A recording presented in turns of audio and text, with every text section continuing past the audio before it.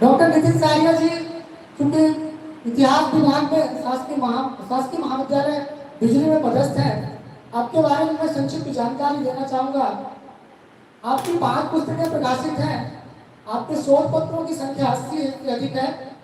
विभिन्न समाचार पत्र पत्रिकाओं में आपके 200 से अधिक आर्टिकल्स प्रकाशित हैं। वर्तमान में भी आपके पास कुछ महत्वपूर्ण दायित्व हैं जिनकी मैं संक्षिप्त में चर्चा कर रहा हूँ। आप प्रांत प्राध्यापक कार्य प्रमुख महाकोशल प्रांत हैं। साथ ही आपके पास आप प्रांत बौद्धिक विद्या प्रमुख महाकोशल प्रांत का भी दायित्व आपके पास है। आप प्रांत स्तर पर स्तंभ लेखन टोली महाकोशल प्रांत के सदस्य हैं। आप अखिल भारतीय इतिहास संकलन योजना के भी सदस्य के रूप में जाने जाते हैं। अखिल भारतीय विश्व गायत्री परिवार हरिद्वार के भी आप सदस्य के रूप में नामित हैं।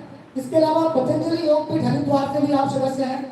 इसके अलावा सन 2017 में teacher with huge knowledge of Indian history नई दिल्ली द्वारा भी आपको 2017 में पुरस्कृत किया गया था। इसके अलावा अखिल भारतीय हिंदू अधिवेशन गोवा 2015 में भी आप मुख्य वक्ता के रूप में उपस्थित रहे हैं। साथ ही सितंबर 2024 में महाराजा छत्रसाल बुंदेला विश्वविद्यालय छतरपुर में भी आप मुख्य वक्ता के रूप में आपका महत्वपूर्ण वक्तव्य और व्याख्यान रहा है, जहां पर आपने भविष्य का भारत और हमारी भूमिका इस विषय पर अपनी बात रखने का प्रयास किया था। क्योंकि आप हमारे बीच उपस्थित हैं, मैं आपके बारे में बताना चाहूंगा कि आप एक प्रतिष्ठित लेखक, वक्ता और चिंतक के रूप में हैं। निश्चित ही आज हमारा जो कार्यक्रम है हम सबके लिए महत्वपूर्ण होगा, क्योंकि आपकी गरिमा में उपस्थिति से हम सबको बहुत कुछ सीखने, सुनने और समझने को मिलेगा। मैं अविलंब आपको आमंत्रित करता हूँ डॉक्टर नितिन सारिया जी।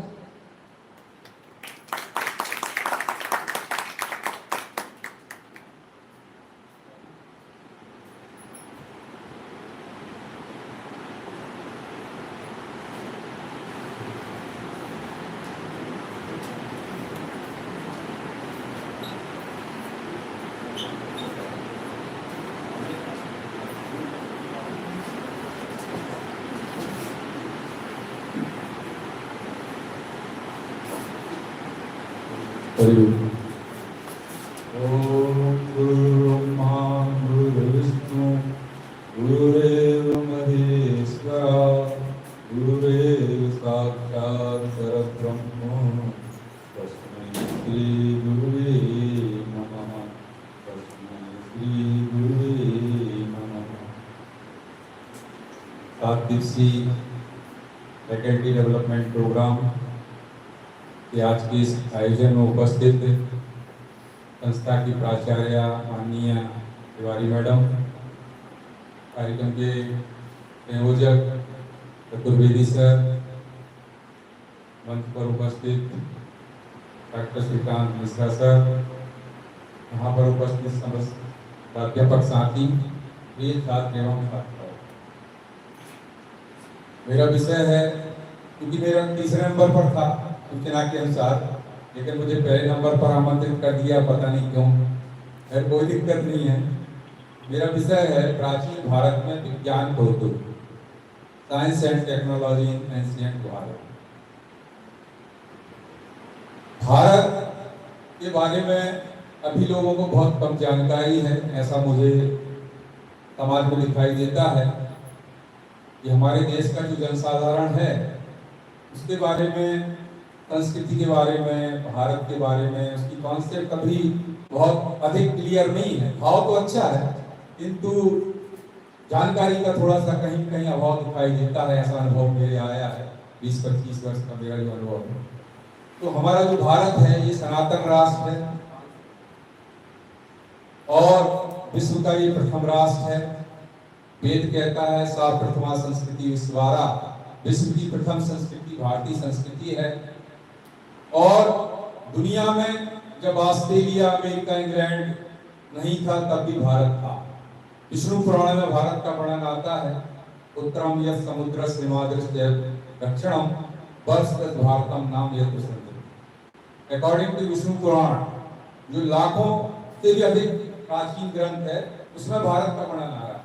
एक और संस्कृत का ग्रंथ है बृहस्पति आगम, उसमें हिंदुस्तान का वर्णन आता है। भारत को हिंदुस्तान भी कहते हैं, हिंदुस्तान। हिमालयात् समारभ्य यावत् हिंदू सरोवरम तम देव निर्मितम देशम हिंदुस्तान पर। बृहस्पति आगम कह रहा है कि ये देवताओं के द्वारा निर्मित राष्ट्र है और इसकी संस्कृति सनातन संस्कृति है, विश्व की प्रथम संस्कृति है, ये वैश्विक संस्कृति है, ग्लोबल कल्चर, और ये डिवाइन कल्चर है, दैवी संस्कृति। ये कोई भौतिक सभ्यता नहीं है। दुनिया के अंदर 49 सभ्यताओं ने जन्म लिया और जिसमें से 47 काल के काल में समा गए, किंतु भारत अभी भी है और अनंत काल तक है। तो भारत को हमें जानना चाहिए। भारत को जिसने जाना है वो भारत का ही हो गया है। जानन तुम्हें नभ जाए। भारत को जानने के लिए बहुत सारे विदेशी लोग भारत आए और जानते जानते वो इसी में विलीन हो गए, फिर उनका मन ही नहीं हुआ यहाँ से जाने। ऐसा अपना भारत है, अद्भुत है। भारतीय संस्कृति ये योगमयी संस्कृति है, ये त्यागमयी संस्कृति है, ये ज्ञानमयी संस्कृति है, ये यज्ञ संस्कृति है। लेकिन पश्चिम की संस्कृति हम देखते हैं ये भोग प्रधान है। वहां पर तो eat drink and B Mary, खाओ पियो मौज करो बस, इसके अलावा कुछ नहीं। वो अपने आप को शरीर तक ही मानते हैं, शरीर के आगे उनका भी चिंतन ही नहीं है। बाइबल का जो चिंतन है वो 7-8 हजार वर्ष का है, मात्र इससे आगे उनकी दृष्टि नहीं है। इस्लाम का जो चिंतन है वो 1450 वर्ष का इतिहास है। लेकिन भारत पर यदि आप दृष्टि डालेंगे तो आपकी दृष्टि चली जाएगी अनंत काल तक, उसका छोर ही नहीं दिखाई देता। आदरणीय प्राचार्य मैडम पधार चुकी हैं, आपका स्वागत है। तो भारत जो है ये सनातन राष्ट्र है, विश्व का प्रथम राष्ट्र है और ये आदि काल से है और अनंत काल तक है। भारतीय संस्कृति के बारे में इस युग के बहुत बड़े ज्ञानी विज्ञानी अध्यात्म नेता हुए हैं पंडित श्री राम शर्मा आचार्य, जिनका गायत्री परिवार पूरे विश्व में चल रहा है, लगभग 120 कंट्री से भी ऊपर, और भारतीय संस्कृति की पताका सारे विश्व में फहरा है। उनका कहना है कि भारत सनातन राष्ट्र है और इसे कोई नष्ट नहीं कर सकता। इसलिए हम देखते हैं कि 2000 वर्ष तक भारत पर आक्रमण होते रहे, शक, मूल, कुषाण से लेकर के यहाँ अरबी, तुर्की, मुगल, इस्लाम और अंग्रेज, लेकिन भारत नष्ट नहीं हुआ। भारत ने अनेक आघातों को सहा। भारत की शक्ति का आप जरा विचार करिए, भारत के अंदर ऐसी कौन सी शक्ति है? गंगा की तरह है ये, जैसे गंगा जी में नाले मिल करके और उनका जो गंदगी समाप्त हो जाती है और उसके अंदर भी दिव्यता आ जाती है, वो गंगा जल की तरह बुझने लगता है। ऐसा अपना भारत है, अनंत प्रवाह चल रहा है भारतीय संस्कृति का, दैवी संस्कृति का, जिसको हम आर्य संस्कृति भी कहते हैं, हिंदू संस्कृति भी कहते हैं, भारतीय संस्कृति। तो वास्तव में ये जो भारतीय संस्कृति है ये वैश्विक संस्कृति है। सारे विश्व में आज इसके अवशेष दिखाई दे रहे हैं। आप देख लीजिए, अमेरिका में हवाई द्वीप में हजारों मूर्तियां भारतीय देवी देवताओं की वहां पर मिलती, हजारों की तादाद। विश्व में आप देख लीजिए, भारतीय संस्कृति थी, वहां मुर्दे जलाए जाते थे। ईरान, इराक में आप देख लीजिए, ईरान में एक अभिलेख मिला है, उसमें वैदिक देवताओं की साक्षी में शपथ ली गई है। मिटानी और मिटानी दो साम्राज्य थे, उन्होंने वैदिक देवताओं की साक्षी में ट्रीटी ऑफ फ्रेंडशिप की संधि की और उसमें वैदिक देवताओं का उल्लेख है, कविता, नासक, इंद्र, ऐसे तमाम। वियतनाम जिसको हम कहते हैं, इसका प्राचीन नाम चंपा है, वहां पर एक शिवलिंग मिला है, शंभुमुख लिंगम उसका नाम है, और वो 17,80,000 वर्ष का। वहां पर एक चंडी कलसन का मंदिर, चंडी देवी का, जिसको हम चंडी देवी कहते हैं, नौ रूपों में चंडी माता भी हैं, वहां पर चंडी कलसन नाम से वहां पूजी जाती है। थाईलैंड में एक अयोध्या है, जैसी भारत में अयोध्या है अवध में, वैसे थाईलैंड में भी एक अयोध्या है, और वहां के राजाओं के नाम भी ऐसे ही है जैसे भारत के राजाओं के नाम है, भरत, शत्रुघ्न, राम प्रथम, द्वितीय, चतुर्थ। तो ऐसी अनेकों बातें हैं। आप देख लीजिए, रामायण को देख लीजिए, विश्व के अंदर 350 से अधिक रामायण है। राम कथा तो एक ही है, किंतु अलग अलग भाषाओं में उसका रूपांतरण है। जैसे तुलसीदास जी ने 16वीं शताब्दी में लिखी, तो दक्षिण में कंबन ऋषि है, उन्होंने लिखी, तो थाईलैंड में रामकेन है, तो बर्मा में म्यांमार में इसका नाम रामयक है। तो इस प्रकार से इतना अच्छा मंचन भारत में होता है श्री राम कथा का, उससे भी अधिक मंचन, अच्छा मंचन थाईलैंड में होता है। अभी थाईलैंड के कलाकार अयोध्या में बुलाए गए थे। तो भारतीय संस्कृति ये विश्वव्यापी संस्कृति रही है और इसके अंदर ऐसी दिव्यता है, आध्यात्मिकता है कि इसे कोई नष्ट नहीं कर सकता। ये कोई भौतिक संस्कृति नहीं है। भौतिक संस्कृति होती तो यूनान, मिस्र, रोम सब मिट गए जहां से, जिनका आज पता नहीं है, सिर्फ पुस्तकों में उल्लेख है। मिस्र की सभ्यता, मेसोपोटामिया की सभ्यता, सब काल के गाल में सब। लेकिन भारत में आज भी जीवंतता है, ये कालजयी संस्कृति। तो लेकिन अब एक बात और मैं कहना चाहता हूं, ये तो अभी मैंने शुरुआत की है, आपको की शुरुआत है, बहुत बड़ी फिल्म है, समय कम है क्योंकि इसके कई एपिसोड हो सकते हैं। अभी तो एक एपिसोड ही मैं आपके सामने आज रखूंगा। तो इस पर मेरा बहुत चिंता निरंतर है, और वो है एक बहुत बड़ा षड्यंत्र हुआ हमारे देश में। आजादी के पश्चात हमको अपनी भारतीय संस्कृति के आधार पर अपने विधान और ये सब का निर्माण करना चाहिए था। सिलेबस में हमारा गौरवशाली अतीत आना चाहिए था भारत का, इसको स्थान नहीं। इतिहास के साथ एक बहुत बड़ा षड्यंत्र हो गया, स्कैम हो गया। और जो इतिहास हमको पढ़ाया गया अभी पिछले 70 वर्षों से, ये विकृत इतिहास, त्रुटिपूर्ण इतिहास, युद्धों का इतिहास। एक विदेशी अंग्रेज ने कहा था कि भारत के इतिहास को पढ़कर नहीं लगता कि ये भारत का है, ऐसा लगता है कि ये युद्धों का इतिहास है, ये आक्रमणों का इतिहास बस पढ़ाया गया।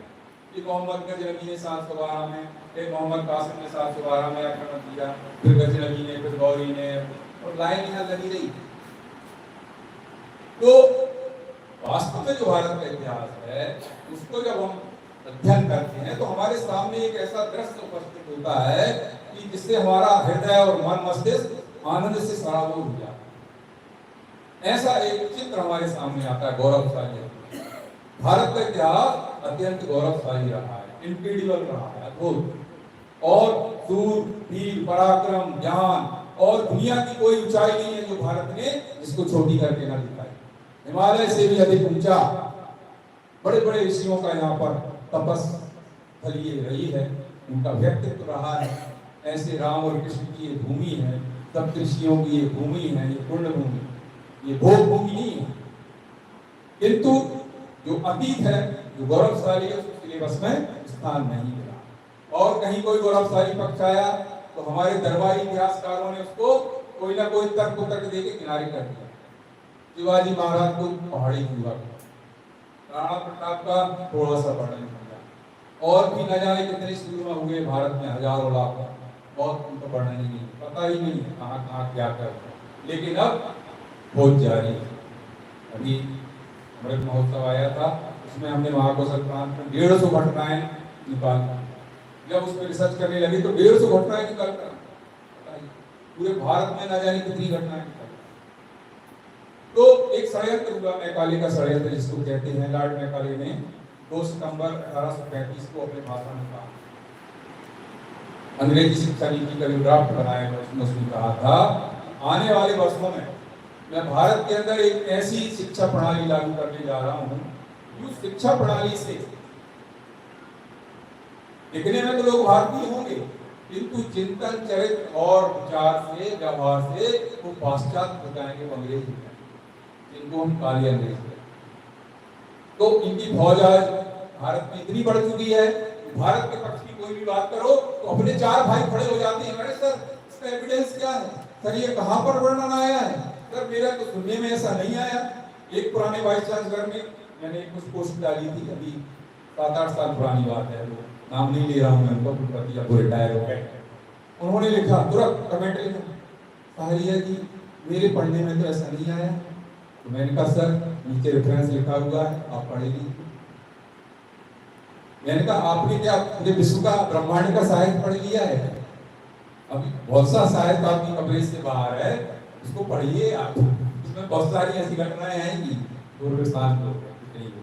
तो ऐसा होगा। अपने ही भाई लोग कमेंट्स करेंगे, कमेंट करना बुरी बात नहीं होना चाहिए, रेफरेंस के साथ बात होना चाहिए, लेकिन ये समस्या हमारे देश में एक बहुत बड़ी समस्या है कि कोई कुछ पॉजिटिव करना चालू करे तो नेगेटिव चार्ज को पहले कर, तो इस समस्या से हमको जूझना है और निरंतर संघर्ष करते हुए भारत आगे बढ़ रहा है। और मैं देख रहा हूँ 2011 से भारत का एक स्वाभिमान जाग रहा है, भारत का भाग्य सूर्योदय हो गया है और 2042-43 तक आप देखिए। अभी एक लेख में ऐसा लिखूंगा, कह देता हूँ लेकिन फिर भूल जाता हूँ, दूसरे कामों में व्यस्त हो जाता हूँ। उसमें मैं पूरी ये जो सदी बची है ना, 75 वर्ष, इस 75 वर्ष में क्या क्या होने वाला है उसका एक स्केच, एक आलेख देना चाहिए आपके सामने रखूंगा, जाकर यहाँ से लौट करके लिखूंगा उस लेख को। उसमें बहुत सारी बातें मैं लिखूंगा इसमें क्या होने वाला है और मुझे दिखाई देगा। आइए बात करते हैं। उसके पहले एक बात मुझे याद आ रही है, डॉक्टर APJ कलाम ने एक बहुत बड़ी चिंता व्यक्त की कि भारत के अंदर जो है हमारे देश के बुद्धिजीवी लोगों में एक पराभूत मानसिकता है, एक मानसिक हीनता की ग्रंथि से ग्रसित है हमारे देश के बुद्धिजीवी। ये भारत की चीज को बहुत हल्के में आते, अरे लिखा है, अच्छा मेड इन USA, हाँ अब तो फिर अच्छी होगी, मेड इन अमेरिका है, made in Japan, made in Korea है, उसको बड़े गर्व से देखते। लेकिन भारत की कोई बात आती है तो बहुत हीनता की दृष्टि। इसके बारे में डॉक्टर कलाम जी ने अपनी पुस्तक में अपना अनुभव लिखा है, मिलेनियम 2020 विजन टॉक। इसमें उन्होंने लिखा है कि मेरे कक्ष में कैलेंडर टंगा हुआ था, उसमें भारतीय उपग्रहों के द्वारा जो चित्र लिए गए थे भारत के विभिन्न हिस्सों के, बहुत सुंदर थे।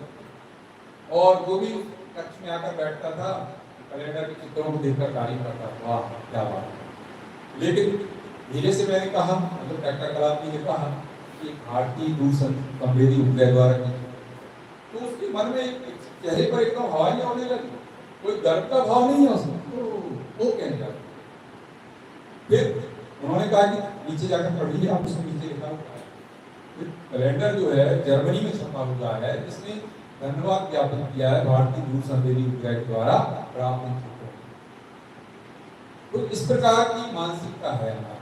फिर उन्होंने दूसरे अनुभव में कहा कि एक उनके यहाँ पार्टी थी और बड़े बड़े विद्वान साइंटिस्ट आए हुए और चर्चा छिड़ गई उनकी कि टीपू सुल्तान ने अपनी सेना में अग्नि तीरों का प्रयोग किया था। तो धीरे से एक वैज्ञानिक बोला, नहीं वो तो ब्रिटिश लोगों ने किया था, वो ब्रिटिश वहां से हुआ था, ब्रिटिश कॉन्ग्रेस ने इसका आविष्कार। तो मैंने कहा नहीं। तो उन्होंने एक पुस्तक ले जाकर बताया कि ये किसने दिया हुआ, ये ब्रिटिश लोगों ने आविष्कार नहीं किया, इसका आविष्कार भारतीयों ने किया है और ये तकनीकी भारतीयों ने फ्रेंच को दी, फिर फ्रेंच ने उधर दी और वो लंदन पहुंच गई। लेकिन ये तो हमको ये जानना चाहिए कि हमारे वो कौन वैज्ञानिक थे, कौन वो प्रतिभा थी जिसने ऐसा आविष्कार किया। हम ये तो जानते हैं कि बारूद का आविष्कार, डायनामाइट का आविष्कार अल्फ्रेड नोबेल ने किया, लेकिन भारत के अंदर हमारे ऋषियों ने क्या क्या किया वो हम कुछ नहीं जानते। बस हमको पश्चिम की ओर झांकने, तो पश्चिम की मानसिकता क्या है, बाइबल के खिलाफ यदि आपने कुछ बोला तो आपको दंडित कर दिया जाएगा। ब्रूनो नाम का एक वहां पर वैज्ञानिक था, बहुत बड़ा विद्वान व्यक्ति था वहां का, जिसको फांसी दी थी। गैलीलियो को अंधा कर दिया गया क्योंकि वो अरस्तु के खिलाफ बोल रहा था। वहां की चर्च की अवधारणा है पृथ्वी चपटी है और सूर्य केंद्र में है, पृथ्वी चक्कर नहीं लगाती, वो कहती है सूर्य चक्कर लगाता है। ऐसी विपरीत बात गैलीलियो ने की तो उसको उन्होंने कहा नहीं ये गैलीलियो झूठ बोल रहा है। ऐसी उसकी और भी कहानियां हैं। तो ये पश्चिम की मानसिकता है। पश्चिम के लोगों को तो ये याद नहीं था कि घोड़े के कितने दांत होते हैं। लंदन में एक मीटिंग चल रही थी, उसमें ये कोई कह रहा था कि 20 होते हैं, कोई 22, कोई 28 ऐसे कह रहा।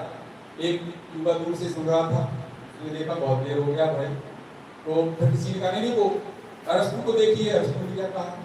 तो इतने में वो युवा बाहर गया और कहीं से घोड़ा लाकर पकड़ करके और खड़ा कर दिया। बोले अरस्तु को क्यों परेशान करते हो भाई, ये घोड़ा है, इसके दांत नहीं। ये मानसिकता थी। अंग्रेज जब भारत में आए तो उन्होंने यहाँ पर रुई देखी, रुई कपास का पौधा देखा, ये Indian people are very stupid. भारतीय बहुत चालाक होता है, जो हम पेड़ के ऊपर पर जो ऊन प्राप्त करते हैं उससे हम कपड़ा बनाते हैं, ये उसको पौधे में उगाता है। How that possible? ऐसा उनको आश्चर्य हुआ। ये उनकी मानसिकता है कि अरस्तु ने जो कह दिया है, बाइबल में जो लिखा हुआ है वही सब। तो लेकिन भारत में ऐसा नहीं था। भारत में विज्ञान के प्रति अन्वेषण की एक प्रवृत्ति थी, और कोई नया इनोवेशन कर रहा है, कोई नई खोज कर रहा है, कोई नया रिजल्ट आ रहा है, तो उसको बुरा नहीं मानते थे, उसको प्रतिबंध नहीं लगाते, बल्कि उसको ये कहते थे कि ये पूर्व की खोज के बाद ये प्रगति सी एक नया वो है, इसको भी हम देखेंगे, इसका भी अध्ययन करेंगे, उसको प्रतिबंधित नहीं करते। ये भारत की दृष्टि। भारत में तो आपस में ज्ञान, आपस में संवाद करके हम अपना ज्ञानवर्धन करते हैं, और कुछ नई बात सामने वाला सुनाई देता है तो उसको स्वीकार करते हैं। भारतीय संस्कृति में ये मर्यादा है, सहिष्णुता है, लेकिन उसमें एक मर्यादा है कि ये समाज की मर्यादा और नैतिकता है, उसका उल्लंघन न करें।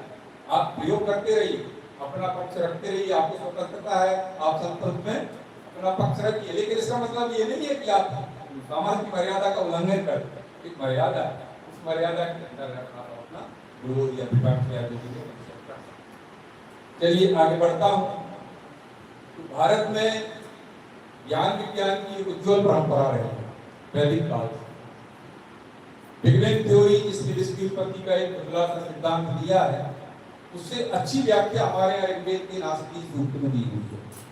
इस सृष्टि की उत्पत्ति के पूर्व क्या था, ये हमारा ऋग्वेद बता रहा है।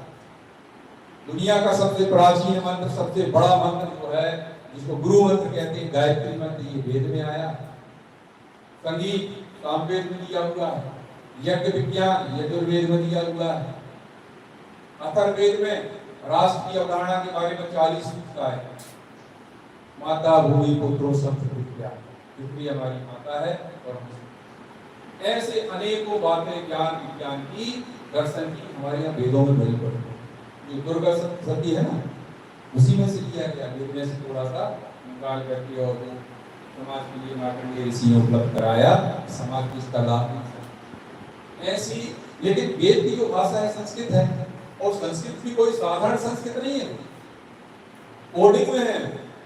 जैसे आप कोई फाइल भेजते हैं ना, तो XYZ ABCD लिखा रहता है, और पढ़ने में समझ में नहीं आता ये क्या है, लेकिन जैसे ही आप उसको क्लिक करते हैं, खोलते हैं फॉर्मेट में, तो उसका पूरा डिस्क्रिप्शन आ जाता है। ऐसे ही वेद को पढ़कर समझना इतना आसान नहीं है।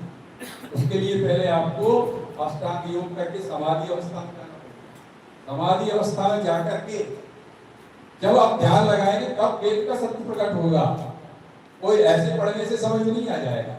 रामायण श्री रामचरितमानस की चौपाई समझ में आ जाएगी, गीता की श्लोक समझ में आ जाएगी, लेकिन वेद के लिए उस अवस्था में पहुंचना पड़ेगा, उस पूर्ण आयाम में पहुंचना पड़ेगा। हमारे ऋषियों ने वो सब प्राप्त कर लिया। हमारे भारतवर्ष के ऋषियों ने अपने शरीर को यंत्र बनाकर और सारे ब्रह्मांड को प्रयोगशाला बनाकर आत्मा और परमात्मा पर रिसर्च किया, और ऐसे ऐसे रिजल्ट आए उनके सामने। लाखों वर्ष तक उन्होंने ध्यान लगाया, ब्रह्मांड का छोर ही नहीं मिला। तब फिर वापस आए, बाकी ऋषियों ने प्रार्थना की कि मानवर वापस आइए, 1 लाख वर्ष हो गए, आपको ध्यान है, आपका शरीर भी समाप्त हो गया। तो वापस आए लौट करके, तो उनसे अनुभव पूछा, क्या क्या आपने देखा, क्या शोर मिला? बोले मैंने करोड़ों करोड़ों सूर्य देखे, कोटि कोटि दिवाकर करा, ये वर्णन किया ऋषियों पुराणों, लेकिन मुझे शोर नहीं मिला। करोड़ों करोड़ों सूर्य मैंने देखे, और गायत्री महाविज्ञान आचार्य श्री राम शर्मा जी ने लिखा है, उसमें उन्होंने वर्णन किया है इस ब्रह्मांड में करोड़ों सूर्य हैं, और इन करोड़ों सूर्यों को एनर्जी देने वाला ऊपर एक अति सूर्य है, और उस अति सूर्य के ऊपर एक महासूर्य है। वो महासूर्य ही पार ब्रह्म परमेश्वर है, उसी को हम गुरु कहते हैं, उसी को गायत्री, उसी को हम आदि शक्ति कहते हैं, वही ग्रोथ है। ये तो उसका मात्र एक सिंबॉलिक प्रतीक है सूर्य, ये भी वही है ना, जिस प्रकार से हमने दीपक जलाया, परमात्मा चेतना का, दिव्य चेतना का हमारा दीपक। तो वैसे ही इस ब्रह्मांड, अखिल ब्रह्मांड में जो अनंत शक्ति परम पिता परमात्मा है, उसी का प्रतीक ये सूर्य है हमारे ब्रह्मांड का। और पूरा नवग्रह का यह सिस्टम है, आकाश गंगा में हमारी देवयानी, एंड्रोमेडा गैलेक्सी है। ऐसी अनेकों गैलेक्सियां हैं, अनेकों पृथ्वियां हैं। अभी आप सुनते रहते हैं कि वो पृथ्वी पर यूएफओ आती रहती है। वो कोई आश्चर्य नहीं, वो सत्य है। हमारे पड़ोस के ब्रह्मांड से वो रिसर्च करके यहाँ तक आते हैं। जैसे हम लोग मंगल शनि तक जाते हैं ना, तो वो उससे और पार जाके पृथ्वी तक आते हैं। अभी अखंड ज्योति 2011 में छपा था, नहीं सॉरी अगस्त 2011, हरिद्वार शहर के ऊपर 10 मिनट तक तस्करी घूमती रही। सारे शहर ने उसको देखा, लेकिन दुर्भाग्य से किसी ने शायद वीडियो नहीं बनाया। वीडियो बनाया होता तो अब तक आ गया होता वास्तव। तो वो कोई आश्चर्य नहीं हो सकता है। और भी कई घटनाएं हैं जो कि मैंने पढ़ा। तो ऐसा हमारा भारत का विज्ञान है। भारत को सोने की चिड़िया कहा जाता है, ये कोई आश्चर्य की बात नहीं है। भारत ज्ञान विज्ञान में इतना उन्नत था कि सारे विश्व से लोग भारत पढ़ने आते। Einstein, सुनियुन, कालोमी, निकोली, कॉन्टी, Abdul Razzaq, Al-Biruni, Max Muller, मैगसनी, ये सब भारत आए थे। अल-बरूनी ने अपने ग्रंथ में लिखा है तहकीक के हिंद में कि भारत बहुत अद्भुत है और सुनने में, जानने में असत्य प्रतीत होता है, किंतु यह सत्य है कि भारतीयों के पास एक ऐसी विधा है जिसके द्वारा वह मृत व्यक्ति को भी जीवित कर सकते हैं, अर्थात मृत शरीर। ये अल-बरूनी लिख रहा है 1000 साल का। मैक्स मुलर जो यूरोप का विद्वान माना जाता है, भारत का छात्र, भारत का विद्यार्थी। और जब वो मर रहा था अंतिम समय में, उसके कुछ शिष्यों ने पूछा कि गुरुजी आप चले जाएंगे तो हमें प्रश्नोत्तर कौन देगा, ये तो बता जाइए। तो उसने कहा मैप लाओ, वर्ल्ड का मैप लाओ। तो जल्दी से शिष्य दौड़ करके नक्शा लेकर आए और उसने छड़ी ली और छड़ी घुमा करके भारत में ले गया। और भारत में भी कहा उत्तराखंड, बोले यहाँ जाना, यहाँ हर प्रश्न का उत्तर भारत, उत्तराखंड, दिमाग। ये मैक्स मुलर ने भारत की बहुत पढ़ाई। दुनिया में यदि ज्ञान विज्ञान संस्कृति और इसका कहीं विकास हुआ है सर्वोत्कृष्ट, तो वो भारत भूमि है। इस गगन के नीचे वो भारत भूमि है जहाँ पर मनुष्य को देवता कहा जाता है। ऐसा उसका आचरण इतना दिव्य है। और भी विश्व के कई लेखकों ने बताया कि हमारे जो पूर्वज है वो भारत भूमि से आए थे, वो स्वर्ग से आए थे। भारत को ही स्वर्ग कहा जाता है। उत्तराखंड है जिसको देवभूमि कहा जाता है, यही पुण्य भूमि है हमारी। ऐसा दिव्य आचरण था हमारा। 35 करोड़ यहाँ के जो मनुष्य थे उनको देवता कहा जाता है। एक आरती में लाइन आती है, 3 लोग 33 करोड़ देवता द्वार खड़े सब खड़े। वो 33 करोड़ देवता भारतवासी ही थे, उनको देवता कहा जाता है, भूस धरती का देवता। ऐसा दिव्य का आचरण, ऐसा अपना भारत। ऐसा नहीं था आज का। एक 5 का सिक्का मुझे कक्षा में मिला, इनका भाई इसका है, तो 3-4 बच्चों ने सिक्का ये पीता। बताइए, मैं ट्रेन में जाता हूँ तो मैंने देखा बाथरूम में से मक्खा गायब है, चैन से बना हुआ था, फिर भी गायब हो गया। पता हम कहाँ से चले थे और कहाँ आ गए, जरा विचार करें। हमारे यहाँ कितनी ज्ञान विज्ञान की परंपरा थी। घर घर में बालक योग करते थे, जब तक करते थे, तपस्वी और बलशाली ध्रुव प्रहलाद रामकृष्ण की भूमि। और आज देखिए क्या हो रहा है दुर्दशा। तो देखने में ये आता है भारतीय संस्कृति के बारे में। एक दिन मैंने उसको देख रहा था डिस्कवरी चैनल, तो उसका प्रवक्ता कह रहा था, मतलब भारत के बारे में उसकी कितनी अच्छी समझ है, मैंने ये देखा। वो कह रहा था कि भारतीय संस्कृति है ये बहुत वैज्ञानिक है और the eternal law of universe, ये ब्रह्मांड का शाश्वत नियम है। नियम माने धर्म, इसको संस्कृत में धर्म कहा जाता है, लॉ प्रिंसिपल कहा जाता है। तो ये ब्रह्मांड का शाश्वत नियम है, ये सनातन नियम है, ये चेंज नहीं होता है। बाकी दुनिया में जो अन्य है वो मजहब है, वो विचारधाराएं हैं, वो पूजा पद्धतियां हैं, वो पंथ हैं, वो रिलीजन है, लेकिन धर्म एक ही है। संपूर्ण मानव समाज का वो है सनातन धर्म, इसको उसने इटर्नल लॉ ऑफ यूनिवर्स। तो मुझे बड़ी खुशी हुई कि ये जो व्यक्ति है उसने भारत को लगता है कि थोड़ा जाना है। अब विज्ञानों की चर्चा करते हैं। आचार्य श्री राम शर्मा जी ने अपने ग्रंथ में एक उदाहरण दिया है। एक अंग्रेज सैनिक था, उसका नाम अधिकारी था, सैनिक अधिकारी सेना का, एक दिन फेरेट। उस A.K. बैरल ने अपनी जीवनी में लिखा कि हिमालय के वहां कहीं तराई में उसकी चौकी की ड्यूटी थी और वो दूरबीन से देख रहा था उस नदी की रावी या जो भी नदी थी, उस नदी की ओर वो ऐसे दूरबीन से झांक रहा था। तो उसने देखा कि एक वृद्ध है, बहुत वृद्ध व्यक्ति है, बहुत इतना वृद्ध कि देख करके लग रहा है कि ये व्यक्ति चल कैसे रहा है, लग रहा है 150-200 साल का रहा होगा, ऐसा उसको जान पड़ रहा, अति वृद्ध। और वो चलते चलते धीरे धीरे आया, नदी में प्रवेश कर रहा था। वो देखने लगा कि ये कहाँ जा रहा है भाई। थोड़ी देर बाद वो देखता है, 1-2 मिनट बाद की ऊपर से एक मुर्दा बहता हुआ आ रहा है, डेड बॉडी एक बहती हुई आ रही है। उस डेड बॉडी को उस वृद्ध व्यक्ति ने, ऋषि ने खींच करके और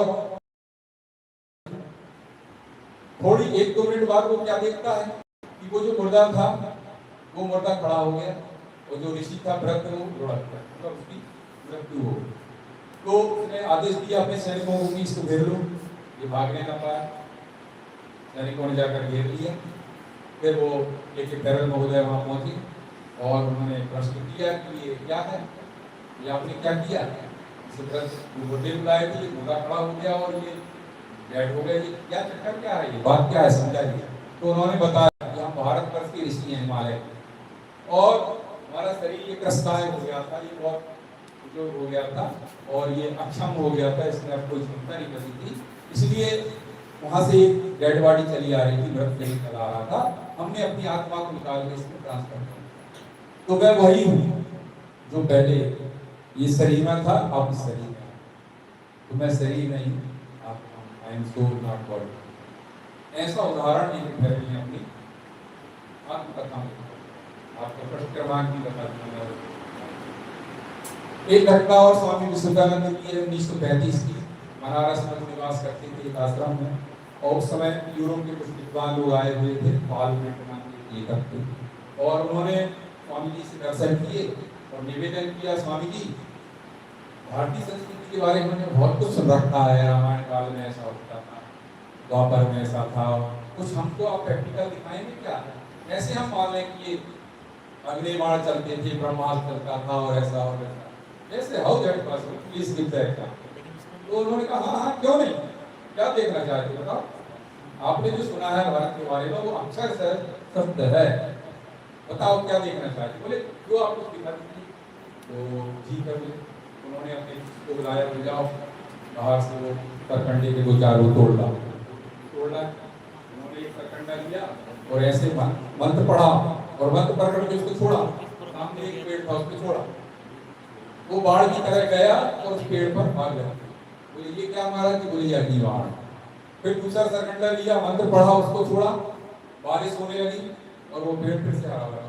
बोले ये क्या है, बोले ये ब्रह्मास्त्र। फिर और कुछ, बोले हाँ, बोले लाइए ऐसे रुमाल लिया उन्होंने और ये करके हाथ में ऐसे लिया, कुछ मंत्र पढ़ा और बोले बताओ इसमें किसकी खुशबू बुला दिया। तो एक व्यक्ति बहुत चालाक था, सामने बैठा हुआ था, उसने अफ्रीका का एक फूल का नाम लिया, बोले महाराज जी इस फूल की खुशबू लाई, भारत में होते ही। 1 मिनट बाद स्वामी जी ने उसको लौटाया, हाल महक गया, फूल की खुशबू, अफ्रीका का फूल का दोबारा। बोले ये कोई जादूगर नहीं है, ये हमारे यहाँ का साइंस, अध्यात्म स्पीच है। फिर उन्होंने कहा और कुछ दिखाई, बोले जी। तो अपने शिष्य ने कहा कि आप कोई मरी चिड़िया हुआ कहीं से उठा लाओ। तो एक शिष्य गया और ज्ञान से मरी चिड़िया लाया, चिड़िया को उन्होंने रखा अपनी झोली में, कुछ निकाला उन्होंने, कांच जैसा एक कुछ मड़ी सी, और प्रकाश डाला और कुछ मंत्र को बुलाया 1-2 मिनट। उसके बाद वो चिड़िया के कान खेलने लगे और धीरे से चिड़िया फुर उड़ने लगी। 5 मिनट तक चिड़िया उड़ती रही हाल में और फिर गिर गई। उन्होंने 3-4 एग्जाम्पल करके दिखा दिया। ये घटना अखंड ज्योति में आई जो मैंने पढ़ी बहुत वर्ष पहले। तो ऐसे अनेक उदाहरण हैं। महर्षि अरविंद ने अपने अनुभव सुनाए। उन्होंने एक बहुत अच्छी बात कही है कि जिसे हम सनातन संस्कृति कहते हैं, यही हिंदू संस्कृति है, यही ब्रह्मांड का सनातन है, और ये ईश्वरी प्रादुर्भूत है, ये किसी व्यक्ति ने नहीं बनाया।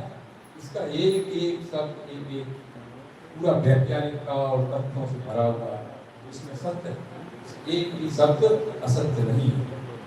महर्षि अरविंद कहते हैं आज हमारा जो विज्ञान जिस अवस्था तक पहुंचा है, ये अपने अंतर ज्ञान द्वारा पहुंचा है। मतलब ये अंदर से बाहर की ओर यात्रा है, बाहर से अंदर की ओर नहीं है। अंतर यात्रा मतलब अध्यात्म, स्पिरिचुअल साइंस जिसको कहते हैं, उसके द्वारा हमें इस अवस्था को प्राप्त। आचार्य श्री राम शर्मा जी एक जगह और लिखते हैं, बहुत सारा उन्होंने बहुत लिख रखा है, मैं पढ़ता रहता हूँ। एक जगह वो बहुत अच्छी बात है कि मेरा उद्देश्य क्या है, मिशन का। मेरा उस मिशन का उद्देश्य यज्ञ करना और विस्तार करना और ये नहीं है। मेरा मूल उद्देश्य है भारतवासियों को पुनः उनका वर्चस्व प्रदान करना। वो पहले साधक हुआ करते, वो तपस्वी हुआ करते, वो ज्ञानी ध्यानी हुआ करते, तो मुझे उस स्थान तक उनको पहुंचाना, उसी के लिए ये सारी दवाएं, यज्ञ करो, जप करो, माला करो, अनुष्ठान करो, ये करो, वो करो, स्वाध्याय करो। इसका मूल उद्देश्य क्या है? मैं जो गोल है वो आपको साधक बनाना, आपको ऋषि बनाना है, आपको महर्षि, ऐसा हमारा था। तो भारत के बारे में तो जितना कहा जाए उतना ही कम है। रामायण काल की ओर चलते हैं। रामायण काल में आप देख लीजिए भारत का विज्ञान कितना उन्नत था। लोग कहते हैं कि 1903 में राइट ब्रदर्स ने एरोप्लेन की खोज की, हवाई जहाज की खोज की, लेकिन मुझे विश्वास नहीं होता। भारत का जब इतिहास में पढ़ता हूँ तो देखता हूँ कि वैदिक काल से यहाँ विमान मौजूद थे। वेदों में वर्णन आया है विमानों का, रामायण में पुष्पक विमान का वर्णन आया है। भगवान रामचंद्र जी जब अंतिम दिवस था और वहां से चलते हैं श्रीलंका से और महर्षि भारद्वाज के आश्रम से होते हुए अयोध्या पहुंच जाते हैं, सूर्यास्त पे। ऐसा विमान था। और वो विमान कहते हैं पेट्रोल और डीजल से नहीं चलता, अंतर शक्ति से चलने वाला विमान। इस सृष्टि में 3 प्रकार के विज्ञान है, मंत्र, तंत्र और यंत्र। युग के अनुसार इनकी दिशा बदलती है। सतयुग, त्रेता, द्वापर विज्ञान था, वो मंत्र विज्ञान था। फिर बीच में तंत्र भी आ गया और अभी कलयुग में यंत्र विज्ञान है। आप देखिए बिजली है तो पंखा चल रहा है, अन्यथा ये रखा रहना है। ये भाई यदि विद्युत ना हो तो कोई काम का नहीं, लकड़ी का डंडा है, कहने का मतलब। तो यंत्र विज्ञान है, लेकिन उस समय मंत्र विज्ञान, मंत्र से सब कुछ हो जाता था। हम देखते हैं अपने धार्मिक सीरियलों में ऋषि को क्रोध आ गया, उन्होंने जल लिया और जल्दी का कहा, जो बोल दिया वो हो जाए। ऐसा कैसे हो जाता था?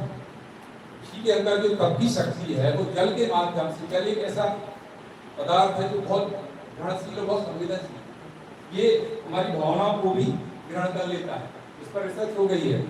3-4 प्रकार के उन्होंने जल रखे, एक के सामने अच्छे मंत्र बोले गए, एक के सामने कुछ अलग वार्तालाप किया गया, एक के सामने कुछ और किया गया, तो उनका जो आंतरिक स्ट्रक्चर था अणु का वो बदल गया।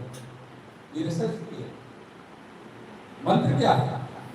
मैं उदाहरण आपको दे रहा हूँ। जैसे हमारी वेबसाइट होती है, ईमेल होती है, आप उस वेबसाइट को खोलिए, उसके अंदर जाइए और वो चीज आप वहां पहुंच जाएंगे। तो पार ब्रह्म परमेश्वर जो है परमात्मा, ये उसकी शक्ति की धाराएं हैं। जैसे गणेश जी का मंत्र आपने पढ़ा, तो जो संपूर्ण शक्ति है, जो पार ब्रह्म परमेश्वर है, उसमें से आप किस धारा का आह्वान कर रहे हैं? गणेश विघ्न विनाश मंगलकारी, वह शक्ति आपके पास आएगी और आपका कल्याण करेगी। यदि आपने क्लीम मंत्र पढ़ा तो काली की शक्ति आ जाए। यदि आपने लक्ष्मी जी का मंत्र पढ़ा, प्रिय और समृद्धि की शक्ति माता लक्ष्मी आ जाएगी। तो ये साइंस है। उस पर विमान मन की गति से चलता था, जितना चाहे पढ़ाव हो जाता था, जितने भी लोग चाहे उसमें बैठ जाते थे। और क्या उसके अंदर एसी डीसी नहीं रहा होगा? क्या आप विचार करिए। मैं आपको द्वापर का एक उदाहरण दे रहा हूँ। द्वापर में एक द्वारका का एक दूत हस्तिनापुर आता, उस दूत ने संदेश सुनाया, तो वहां से शकुनी जो था, थोड़ा कुटिल था, तो शकुनी वहां से कहता है, कमेंट्स करता है, तुम्हारे यहाँ कुछ खाने पीने को भी होता है, आप ऊपर या चीज घोंगे खाकर ही अपना गुजारा करते हो? ऐसा उसने कमेंट किया शकुनी दूत पर। तो फिर वो दूत कहता है, नहीं महाराज, हमारे यहाँ द्वारकाधीश हमारे महाराज हैं और वो इतने सरल हैं कि हर व्यक्ति उनसे मिल सकता है, वो सबका ध्यान रखते हैं, हमारे यहाँ कोई भी दुखी नहीं है, सब प्रजा सुखी है, हमारे यहाँ समृद्धि है।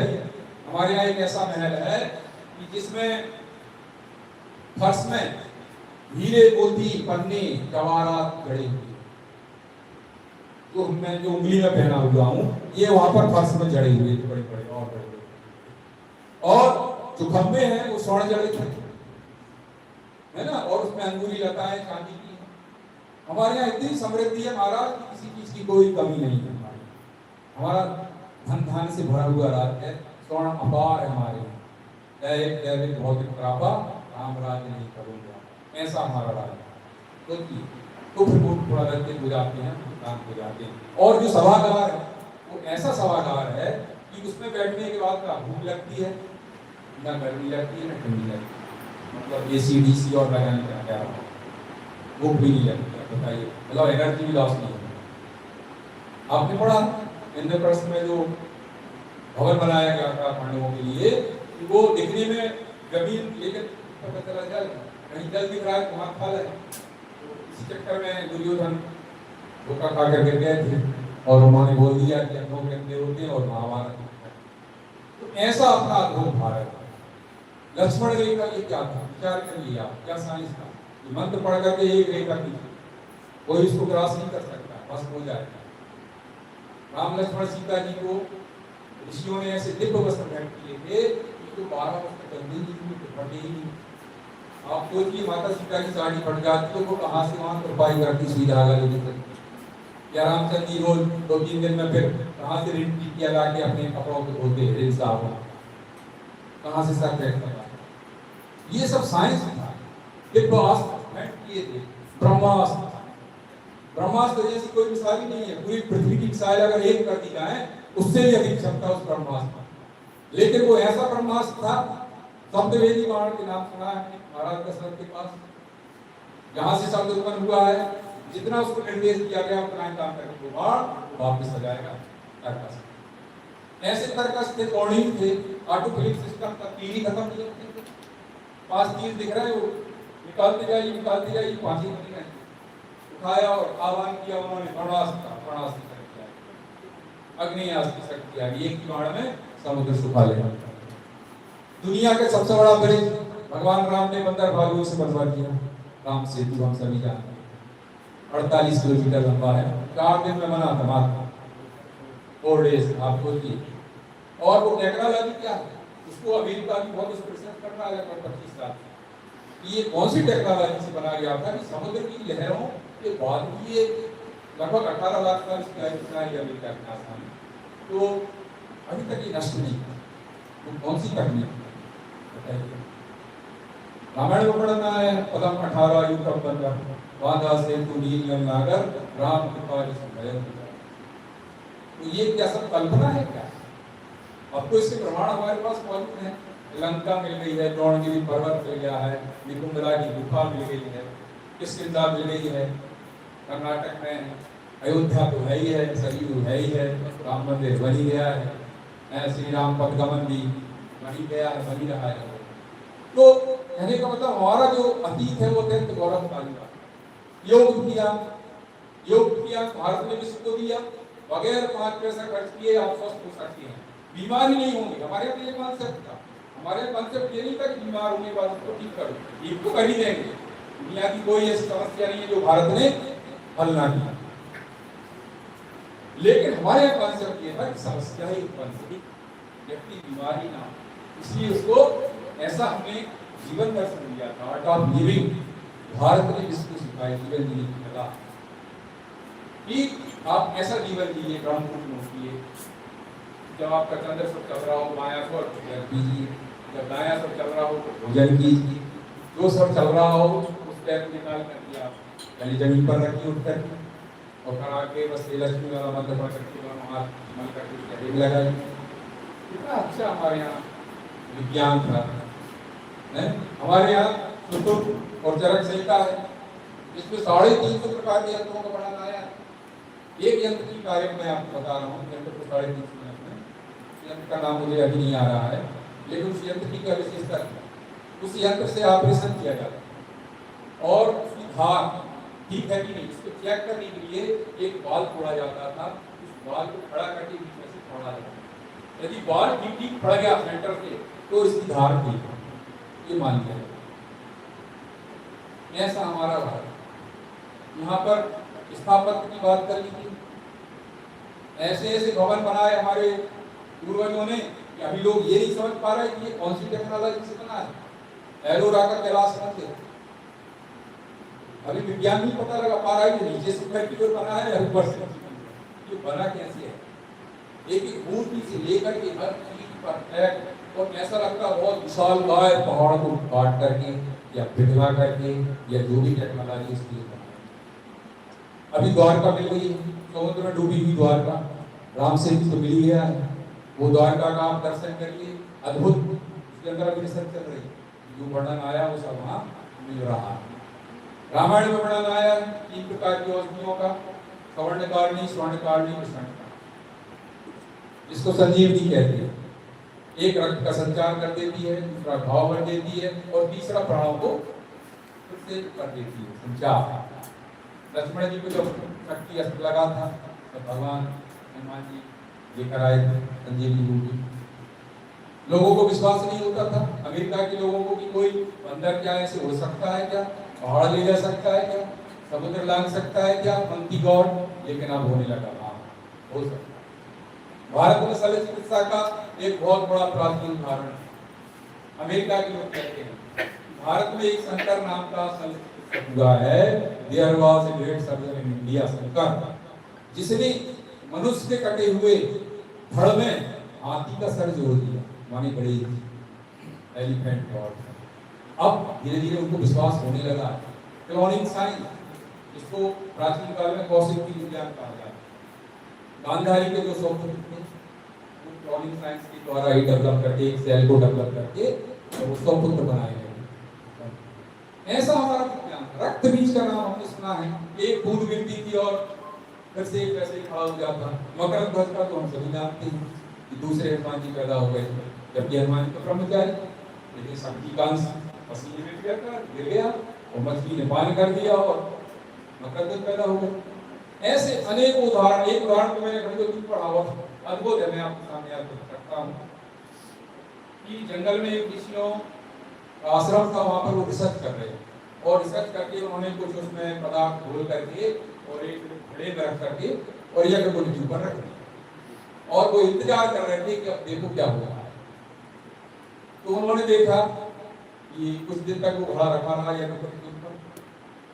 फिर जंगल में एक राजा आया, प्यासा था, और वो आया और पूरा पी गया, जो कि उसके अंदर घोल था वो भी पी गया। फिर कुछ दिन में उस राजा को उन्होंने रोक लिया आश्रम में, उसका पेट फूलने लगा, उसके पेट में शिशु हो गया और फिर बाएं तरफ से ऑपरेशन करके शिशु को निकाल लिया गया। शल्य चिकित्सक के राजा को वापस दिया गया अपने गांव। और उसके अंदर से संतान, ये अंडोपी में पढ़ा था बहुत साल पहले, उसमें एविडेंस भी दिए थे कहाँ से। ऐसे ऐसी घटनाएं भारत में मिलती हैं जिसके बारे में हम वर्णन करें तो खत्म ही नहीं होता है। समय अभी है कि मैं समाप्त करूं? 5 मिनट में बात खत्म कर देता हूँ। और कुछ लिख कर लाया था, मैं पॉइंट लिख कर लाया था कि आपके सामने रखूंगा। अकेले सुनाएं क्योंकि 2-2.5 घंटे तक व्याख्यान करनी नहीं होगा, लेकिन समय की मर्यादा है। तो एक बात जो मैं कहना चाहता हूँ कि हमारे देश में एक बहुत बड़े वैज्ञानिक हुए हैं, डॉक्टर सी, उन्होंने अपना एक व्याख्यान दिया था 1949 में तैयार अधिकारी एक समारोह में। उसमें उन्होंने एक बहुत महत्वपूर्ण बात कही है, wise then we import we not only pay for our ignorance but we use also pay for our incompetence. छात्रों, जब हम कहीं से कोई चीज आयात करते हैं तो ना केवल हम अपनी अज्ञान की कीमत चुकाते हैं, बल्कि हम अपनी अक्षमता की कीमत भी चुकाते हैं। दूसरों के सहारे कोई महान नहीं, स्वयं अपने पराक्रम, अपने पुरुषार्थ से, अपने ज्ञान विज्ञान से भारत जगत था और उन्हें होने जा रहा है। इसलिए हमारा भी राष्ट्र के लिए योगदान। हम सभी बाहर की ओर तो बहुत देखते हैं, यहाँ ऐसा होना चाहिए, गवर्नमेंट सरकार को ऐसा करना चाहिए, तो ऐसा। हमको क्या करना चाहिए? क्या हमको इसका ज्ञान है? हमको स्वयं बोध है क्या? हमारा राष्ट्र के प्रति क्या कर्तव्य है? देश हमें देता है सब कुछ, हम भी तो कुछ देना चाहिए। देश में तो हमको सब कुछ दिया है, जीवन दिया है, ये ज्ञान विज्ञान दर्शन जीवन जीने की कला जो कुछ भी है सब हमारा राष्ट्र का है, हमारी संस्कृति का है, हमारे पूर्वजों की देन, हमारा स्वयं का क्या है। इसलिए हम भी कुछ देश के लिए करते हैं। ऐसा ना हो कि हम चले जाएं और हमारे शरीर को जलाने के लिए 2 टन लकड़ियां बाहर से लाएं, लेकिन हमने जीवन में एक पेड़ नहीं और 4 कुंटल लकड़ी लेकर के और हम चले गए। तो हमको ये विचार करना चाहिए कि हम जल का कितना उपयोग करें। गंगा जी बह रही तो हमारे लिए नहीं बह रही, एक बाल्टी में हमको स्नान करना चाहिए। नहीं हमारे बहुत आ रहा है, अभी आने वाला समय बहुत संकटपूर्ण है, जल के लिए लाने पड़ेंगे, जल के लिए हो जाएगा। पर्यावरण के लिए कितना बड़ा संकट है आप बताइए। ऑस्ट्रेलिया जैसा बहुत बड़ा क्षेत्र हो गया है ओजोन में, और उसी के कारण आप देखना धरती पर कितना असंतुलन और विनाश है। अभी आने वाला समय बहुत संकटपूर्ण है, आने वाले 3, 4, 5 वर्ष ये तो बहुत ही संकटपूर्ण है, लेकिन ये संघर्ष तो 20 वर्ष का है। 20 वर्ष अभी संघर्ष चलेगा और धीरे धीरे धरती पर राम राज्य सतयुग स्थूल रूप ले लेगा। भारत माता जगत गुरु बन जाएगी और हमारा भी उसमें योगदान होना चाहिए। बाकी कहने के लिए बहुत कुछ अभी आप आमंत्रित करेंगे, मैं तुम्हें आकर के अपनी आकर से रखूंगा। अंत में 2 शब्द कहते हुए अपनी वाणी को विराम देता हूँ। राष्ट्र भक्ति ले हृदय में हो खड़ा यदि देश सारा, राष्ट्र भक्ति ले हृदय में हो खड़ा यदि देश सारा, संकटों को मात कर यह राष्ट्र विजयी हो। यदि हमारे अंदर राष्ट्र भक्ति आ जाए तो सारी समस्याएं समाप्त हो जाएं। धन्यवाद।